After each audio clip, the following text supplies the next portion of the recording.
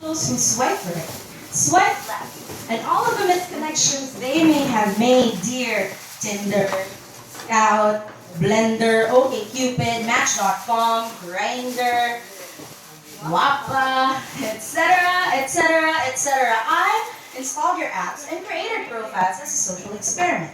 Not gonna lie, I'm having a shit ton of fun, so let's see where this leads, shall we?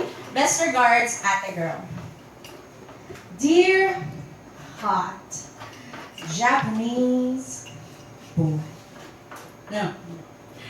Dear hot Japanese man. This thing where we don't understand each other is making things quite difficult. Sarap. Talaga. Hi there, single dad. Ang cute-cute ng kids mo. Manasig na sila sa nanay nila. Hello there, people on dating apps. Does anybody ever really read my profile? Because I spend quite a bit of time getting it just right, so I'm hoping someone really does. Dear sapiosexual, I swiped right because you promised me hours upon hours of intellectual conversation, but we can't seem to get past the trivial shit. For example, hey there, how was your day? Good morning! Kumain na you? Nasa office ka na po ba? Ngets po lagi ha. Di ko alam kung saan man sapiosexual nakaka-frustrate. Hi there, you really cute boy, 2 kilometers away. Back in the day, 14,337 kilometers away ka niya. Nangyari na so yan, nakamatch lang natin like 5 minutes ago. Hindi ko alam kung tanga ba ang GPS ko or what.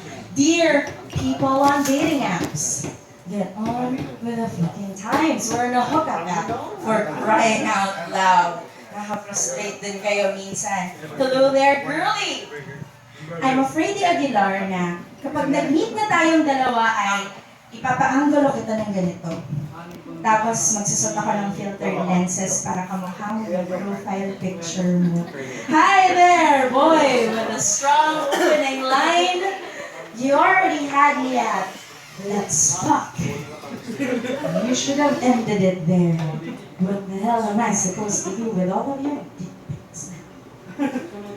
Dearest Tinder couple, I'm not sure if putting your wedding photo as your profile photo is an invitation to me to go on a threesome with you, or you just wanna rub it all into our faces that we are all single and desperate. Lord, threesome po, please, isa lang, once lang. Gusto ko lang po talagang i-try. Please, Lord, isa lang. Hindi naman araw. Once a week is enough. Once a week is enough. Dearest man-child, I'm not really sure if I should believe that you're 22 or you just bumped up your age to seem more mature. I really can't have statutory rape on my lap right now. Dearest online dating, you have been an epic roller coaster ride, and I would love to ride you over and over and over again. And my vagina thanks you. Forever yours, happy birthday.